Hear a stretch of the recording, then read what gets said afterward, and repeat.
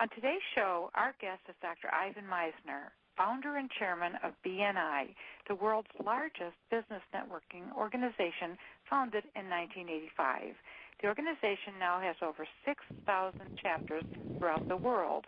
Last year, BNI generated 7.1 million referrals, resulting in over $3 billion worth of business for its members. Welcome to the show, Ivan. Thank you. It's great to be on the show. Thanks for inviting me. It's my pleasure. Today's topic of the show is networking like a pro. We all need to know how to do this if we're going to be in business. So tell us how important networking is in business today.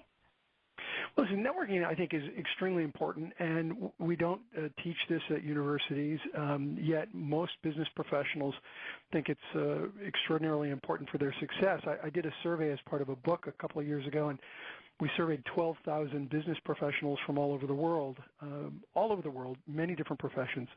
And 12,000 people, one of the questions we asked was, has networking played a role in your success? 91.4% of the respondents, 91%, said yes, networking has played a role in their success. When have you ever seen 91% of any group of people agree to anything ever? Never. It just doesn't happen. You certainly can't. You can't get a political party to agree at that percentage, but yet 91% of business professionals from every populated continent in the world said that networking was important for their success. And so I think that speaks for itself. It's a critical aspect of successful business today. I think so, too. Do you have to be an extrovert to be good at networking? No, you don't. Both extroverts and introverts have strengths and weaknesses at networking. Introverts have a difficult time meeting people, and they're shy. And oftentimes they don't like going to networking events because of that, and because they don't like what they perceive to be the superficiality of networking. On the other hand, introverts are great listeners. And a good networker has two ears and one mouth and uses them both proportionately. Yes. They should be listening more than they're talking. It's almost like an interview, like you're doing. You're asking questions and I'm answering. A really good networker is the interviewer. Absolutely, you're right. They're asking questions and the interviewee is responding. And so introverts do that naturally. Now, extroverts, people think that an extrovert is a great networker. Well, not always. Listen, extroverts have no problem meeting people, no problem at all. Here's the problem with an extrovert. They can't shut up. They talk and talk and talk. I know lots of people. And so, you see, both have a strength and both have a weakness. If the extrovert can learn how to be quiet, to ask questions, to get the other person to open up, to be genuine, to be authentic in the way they communicate, then they can be great networkers. If introverts can learn how to strike up that initial conversation, they too can be great networkers. So no, you don't have to be an extrovert. As a matter of fact, there are disadvantages to it that you have to work on. That's very interesting. Well, what are some common mistakes that people make during the networking process, besides talking too much or not talking enough? Well, I think here's a big one. I was in London just recently, and the time before that, when I was there a few years ago, I spoke to about 900 people. And I started my presentation with a question, and this will answer your question. I asked the audience, I said, how many of you are here today? 900 people. How many of you are here today hoping, maybe just possibly to sell something? Raise your hands. 900 people raised their hands. Wow. I mean, virtually everyone raised their hands. Percentages, Ivan. It was huge. Great percentages. Well, you'll love this. I then said, great, thank you. Now, one more question. How many of you are here today hopefully, maybe just possibly wanting to buy something? Raise your hand. Nobody raised their hand. Not one person. That is what I call the networking disconnect. People tend to show up at networking events wanting to sell, and nobody is there to buy. And that's one of the most common mistakes that people have in networking. Networking is all about building relationships, making connections and building relationships, which will lead to sales. But if you go there trying to sell, you're putting the cart before the horse, and you really need to focus on making connections and relationships. That's the biggest mistake I think people make. You are definitely preaching to the choir, because I'm all about building relationships and not having anything that I want from someone in the process, but ending up getting something in the process because I built the relationship. It's a sort of a catch-22 there. Yeah, very true. Well, you say there are 3 fundamentals of networking. Tell us more about that. Well, there are many things that people could do to improve their networking. Here's 3. One would be to embrace quality. Quality is one of the most important things. You want to network with people that are high quality individuals. There's a book that a friend of mine is working on called Who's in Your Room, and he's asked me to do a BNI version of the book, and I love this concept. The gentleman's name is Stuart Emery, and his book is Who's in Your Room. It's going to be coming out real soon, and the BNI version of it will come out soon after. But here's his metaphor. Imagine that you live your entire life in one room, and there was only one door to this room, and it's an enter-only door, so that anyone that you let into your life will be in your life forever, and you can't get them out. It's pretty scary, isn't it? If this metaphor were true, would you be more selective about the people who you let in your room? Would you? Of course. Yeah, I've never met anyone who said no, it wouldn't make a difference. Everybody says yes.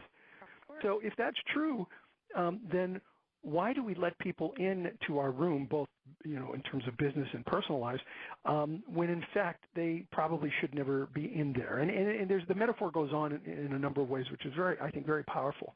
But we tend to let people close to us who don't have the same values, the same ethics, the same focus on doing business.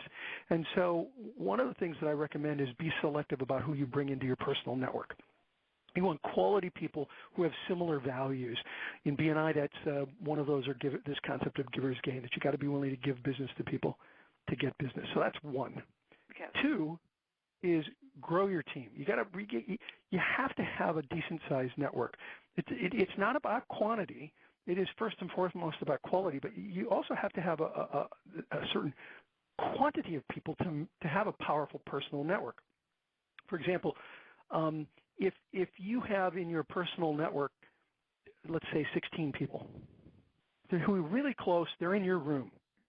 You basically, between those 16 people, I call this the squared connection effect, you basically have 256 connections. 16 people by 16 people is about 256 connections. What's really interesting, though, is that if you double that to 32 people, and here's what I call the squared connection effect. If you double that to 32 people, you've got 1,024 connections. So you have like 4 times the number of connections by doubling the size of your network. Now, there's only so many people you can have, close to you, but that's generally considered to be about 150 people roughly close to you. But the more you have, the more connections that you can create. So the quantity of people that you have good relationships with is important. That's 2. 3, seek engagement.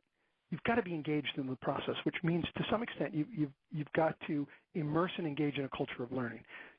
But we're singing to the choir. The people that are listening to this interview already believe in that. Otherwise, they wouldn't be spending their valuable time listening to this content, because it's teaching them and educating them.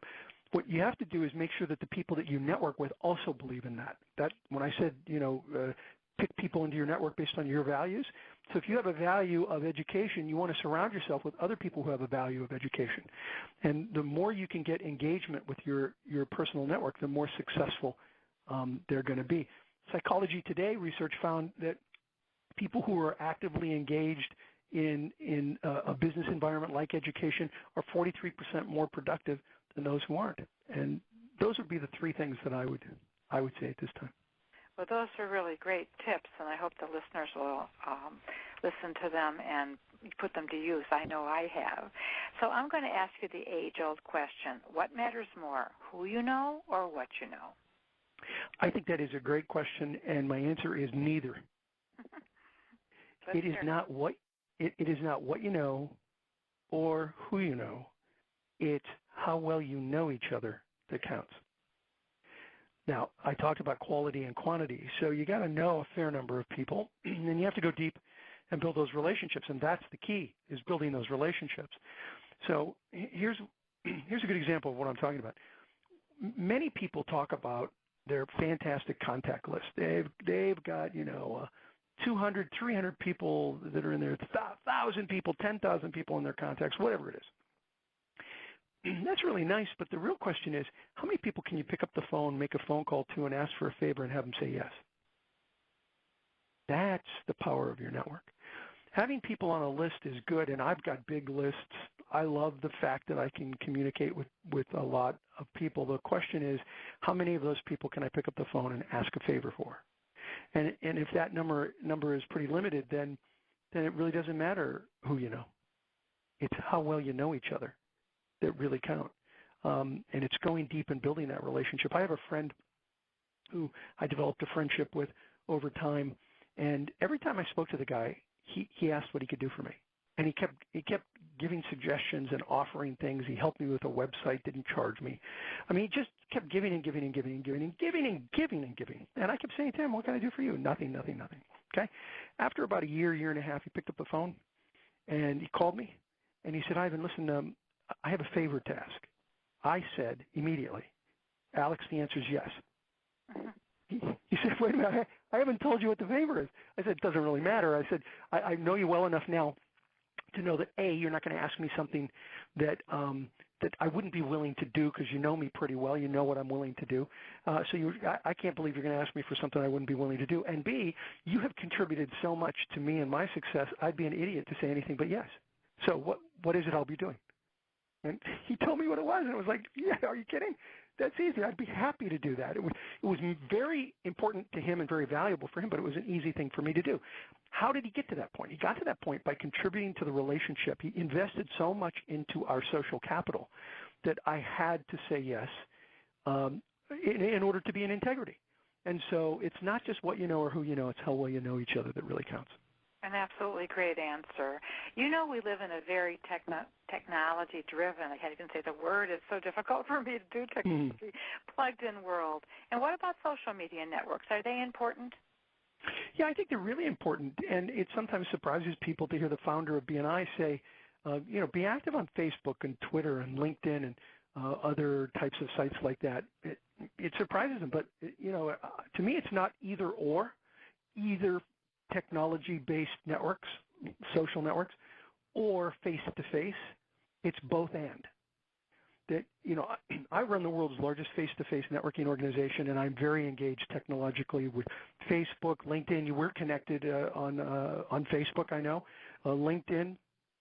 All of these are great ways to communicate and provide educational content to the people who are interested in hearing what you have to say.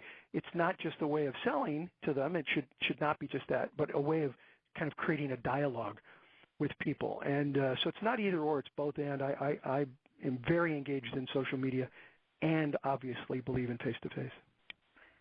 I really love social media because to me, what you said before about meeting people and not having these lists that mean anything because you can't just call them on the phone. I can't tell you how many people from social media have called me on the phone and how many things we've done for each other. So to me, they're extremely important. And let me ask you this, I work on the social medias probably 3 hours a day. Is that too much? Well, it kind of depends on what, the size of your operation and what you're trying to do. I don't spend that much time, but I have a full-time employee who does. Okay. So I'm literally, spending 8 hours a day on my social media through my full-time person plus what I do. And I probably spend a good hour myself on what I do. So I'm devoting 9 hours a day on average to my social media. So clearly I don't think that 3 hours is too much. It really depends on what it is you're trying to do and how big your operation is. With what you do, you're really trying to get your message out and educate people, as I am. And so how much is too much information to provide to people? It's not like, we're trying to sell to them constantly. If you're trying to sell to people constantly, they tune out. But if you're trying to provide educational content to people, they love it. and share ideas and share information. No, I don't think 3 hours is too much for what you do and for what I do at all. It might be too much for what the local printer might do, but I still believe they should be involved in social media. Well, thank you for that. People don't like to be sold, so I form relationships with people over the Internet, and if they need something, they ask me. If I need something, I ask them, and neither one of us feel like we're sold. And I think that is a very, very powerful media connection by doing LinkedIn, Twitter, Facebook, and on some of the others. I heard you talk about the mindset and the skill set of networking. Can you tell our listeners what this means? Yeah, mindset and skill set are the two things I think you need to understand in order to build a powerful personal network. The mindset is really how you think about the way you go into a relationship in networking. They involve things that I think you're going to be asking me about later on, the VCP process and the butterfly effect of networking, which are the way you kind of frame your mind to do business. What you don't want to do is that sell. You don't want to go to networking events trying to sell to people. Instead, you want to go there trying to find ways to help people. The skill set are all of the skills that one can develop in order to be effective at networking. How you do your, if you're at a networking organization, how you do your 60-second presentation to people, or what is your unique selling proposition, or how do you work a business mixer?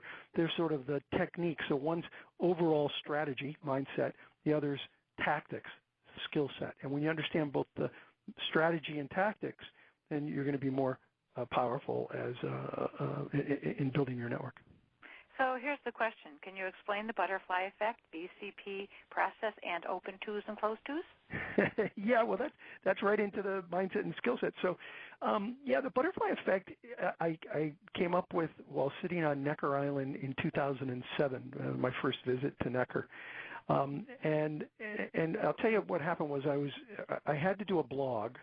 And you can go to my blog. It's businessnetworking.com and go back to one of the first entries back in September of 2007. And you can see the blog that I wrote. It's at businessnetworking.com. And I was sitting on Necker Island in the Great Room, which is in the Caribbean. And I had just committed to, at that time, the blog was part of entrepreneur.com. And I had just committed to them to do a blog twice a week, literally just like 2 weeks earlier. So I had to do this doggone blog. And there I am in the Caribbean. Everybody's having fun out at the ocean and in the pool, and I'm sitting in the Great Room trying to figure out a blog. You're a writer. I'm a writer. Sometimes you just get stuck. I was totally stuck. Absolutely. I had no idea what to write about. I mean, it was just writer's block. While I'm sitting there, very frustrated because I didn't know what I was going to write about, and I wanted to go out and play, Sir Richard Branson walks by. Necker Island is Branson's Island. Yes. And he stopped me, he looked at me, and he said, what are you doing?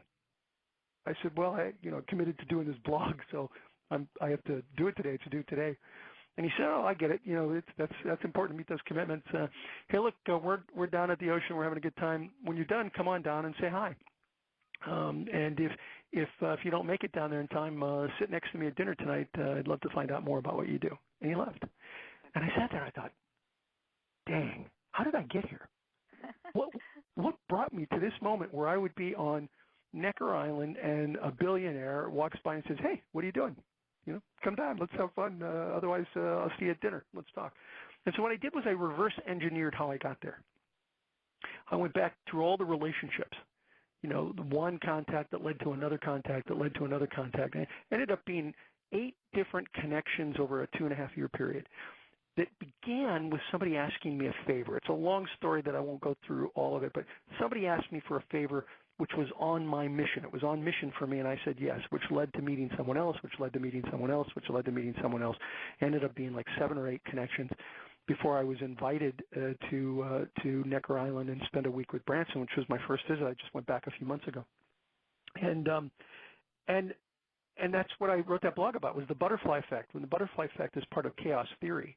And it basically says that the flapping of the wings of a butterfly change something in the environment. It's like a ripple that changes something else, that changes something else, that changes something else, that changes the weather. And networking is very much the same way. You never know where connections can lead to. You never know who other people know. And so if you stay on mission and stay on focus with the things that you want to achieve in your life and your values and your mission personally and professionally, and you follow that, you just never know where the ripples lead. And they have led to some absolutely extraordinary things as a result of that one phone call that I received for somebody who asked for a favor, which has led to me doing a number of things relating to Virgin and Branson. So that's the butterfly effect. Well, that's great. What about the VCP process? VCP is the core of everything I teach. If people don't get VCP right, they might as well throw in the towel in terms of networking, because it really is the foundation of what I teach. VCP stands for visibility, credibility, profitability. You have to first be visible in the community. People have to know who you are and what you do. You then have to establish credibility. That's where people know who you are, they know what you do, and they know you're good at it. And it's a chronological process. So you go from visibility to credibility, from credibility to profitability. Profitability is where people know who you are, they know what you do, they know you're good at it, and they're willing to pass you ongoing referrals, or they're willing to pass you referrals on an ongoing basis. And what tends to happen, and where networking really goes wrong, is when people try to jump over visibility, jump over credibility, and get right to profitability. Hi, Dr. Joyce, I'm Ivan. We should do business. You know, I meet you someplace, and I jump right into doing business. I wrote a book recently called Business, Networking, and Sex, Not What You Think. It's about the difference between men and... I haven't read that one, but I will get it. Well, I'll send you a copy. It's about the difference between men and women and how they network, and we call that process of jumping over visibility and jumping over credibility. We call it premature solicitation, which you don't want to say fast 3 times; it'll get you in trouble. And that's where people just meet someone and they jump right into doing business, as opposed to jump into building the relationship. And so, if people who get VCP and understand VCP build the foundation for a really successful business down the road. As somebody married 45 years, I know how that works. You have to get to know someone first before you can see their visibility, their credibility, and look for ways to help each other become profitable. Yep. So I love that VCP process. Now tell us about open Tues and closed Tues. So the first 2 things we talked about are strategy, their mindset. Here's one that's really skill set or tactics. For people who walk into a networking environment and they don't know where to begin, they look at the room and it's got 150 people, and you think, what do I do? Especially for the introverts in the world who don't even know where to begin. One of the things I teach is look for open Tues, open threes, and of course individual people, but open Tues and open threes. Now, imagine you had the God view. You're kind of on a balcony looking down on the room. An open Tue, let's start with a closed Tue. A closed Tue would be 2 people standing perpendicular to each other face to face having a conversation. It's really difficult to break into that. A closed 3 from above would look like a triangle, 3 people in a tight circle or triangle. An open Tue would look more like a V from up above. An open 3 would look like a U from up above. And so one of the first things I say is, slide on into those open Tues and open threes. It's much easier to introduce yourself, and you can cut out 3/4 of the room or half the room who are standing in closed Tues and closed threes, and just look for the open individuals, of course, and open Tues and open threes so that you can strike up a conversation with them. It's a simple concept, but it's a powerful concept. And I'll give you an example. I trained a chapter of BNI on how to do this, and then we did surveys afterwards asking visitors what they thought of the group. To a visitor, and I had them do it for 60 days, to a visitor, they said, I don't know what it was about this group, but they were so friendly. I've never been to a network that was so easy to strike up a conversation with people. And so, first of all, you got to be friendly, but by having those open Tues and open threes, it facilitates the process of people being able to meet people easily. And so they were trained how to do it, they did it, and they found that the reception that visitors have was that it was a friendlier group. And of course, you want a network to be friendly. So I tell you this because if your listeners are part of a network of any kind, whether it be a chamber or a group like BNI or even a service club like Rotary, train your members to always be in open twos, open threes, and open groups because it facilitates a friendlier welcome to the visitors who might be coming into a group. Make sense? Absolutely. Well, these are really great concepts that you've developed, and what makes them work is exactly how you explained it. The reason I do this show is to educate people on many subjects. So what can listeners expect to learn from this interview? Well, I think first and foremost, it's got to be the mindset issues, particularly the VCP. You really have to work on the VCP process in order to make everything else work. Because if you don't get that down, then you're using open twos, open threes. You're using other techniques just as a way of hunting. See, networking to me is more about farming than it is about hunting. It's about cultivating relationships with other business professionals. And so I think that understanding that foundation then allows the techniques that I teach and train on to be heard in the right context and then applied in a way that really works for people much more effectively. Well, you've recommended 5 key questions for people to ask others in order to get started doing networking like a pro. Tell us these questions and explain to us why they are so powerful. Well, here's the overall gist of why they're so powerful is they're open-ended questions. And so if people have other open-ended questions that they prefer to use, that's great. But the kinds of questions, what you don't want are yes or no questions. You want questions that get people to open up and talk. So what do you like best about what you do? Now, that's really good because people will they'll tell you what they're passionate about with their business. When did you get started in that? How long have you been doing it? What else do you, where else do you usually network? What other kinds of groups do they belong to?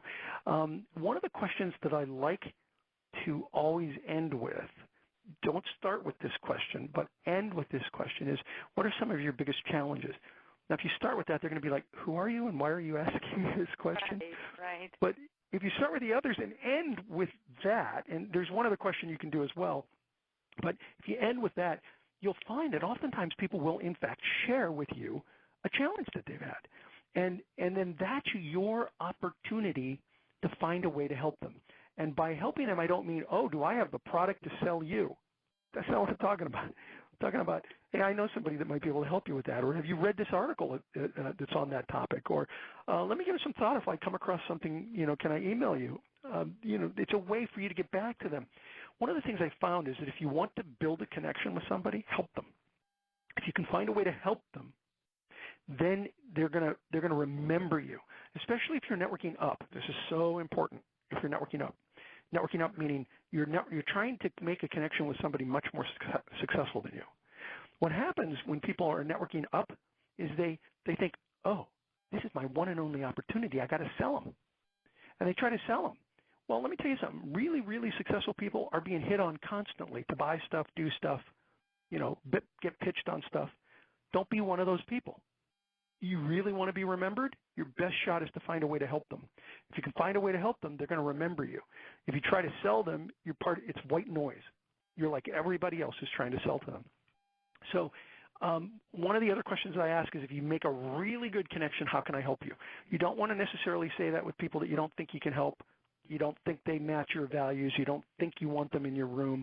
You don't necessarily want to say that. But how can I help you is a great way to kind of wrap up with people that you do want to make a connection with and you do feel you can help. Well, this is great information so that people can find out more about your work. Tell us how you could be reached. Well, you can reach me on my blog, ivanmisner.com, businessnetworking.com. That's where my blog is. And, of course, BNI, we have, as you mentioned, 6,400 groups in over 50 countries around the world. And people can find information on BNI at bni.com. And my blog, of course, has tons of free content for people to read and learn about networking. Well, it's been a pleasure. Thank you so much for being our guest today on ImageMaker Media. Dr. Joyce, thank you so much for inviting me. I really appreciate it. It was a great interview.